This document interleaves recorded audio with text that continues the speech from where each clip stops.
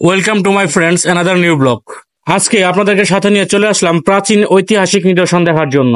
এটি হলো এমন একটি মসজিদ যা আপনারা সবাই দেখেছেন, কিন্তু কিভাবে দেখেছেন তাই ভাবছেন? এটি সেই মসজিদ যা আপনারা সবাই পুরনো 10 টাকার নোটে দেখেছেন।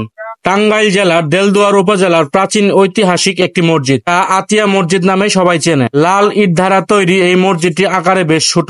এই মসজিদের স্থাপত্য শিল্প মুঘল আমলের স্থাপত্য শিল্পের সাথে মিলে যায়। 16 শতকের শুরুতে 1609 খ্রিস্টাব্দে এই মসজিদটি নির্মাণ করা হয়। মসজিদটি 400 বছরের পুরানো হলেও মসজিদটি এখনো প্রায় অনেকটাই অক্ষত রয়েছে। হয়তো আমার দেখা প্রাচীন স্থাপত্য শিল্পের মধ্যে এটি সব থেকে পুরনো, কিন্তু এটি অনেকটা অক্ষত রয়েছে। বাংলার এসব পুরনো মসজিদগুলো আমাদের ঐতিহ্য ও ইতিহাস। আমাদের ঐতিহ্যকে টিকিয়ে রাখা আমাদের নিজেদের দায়িত্ব এবং কর্তব্যের মধ্যে পড়ে। তাই আমাদের উচিত খেয়াল করা যাতে আমাদের দ্বারা এসব ইতিহাস এবং ঐতিহ্য যাতে কখনো নষ্ট না হয়। চুন এবং সুরকির গাঁথুনি দিয়ে মসজিদটি নির্মিত।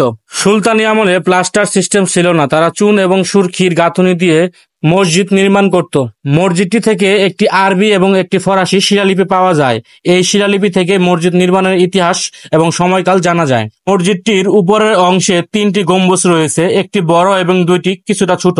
মসজিদটির সামনের অংশে একটি সুড়ঙ্গ পথ রয়েছে, যদিও আমরা কৌতূহলবশত ভিতরে ঢুকলাম, পরে বুঝতে পারলাম এটি সম্ভবত একটি মাজার।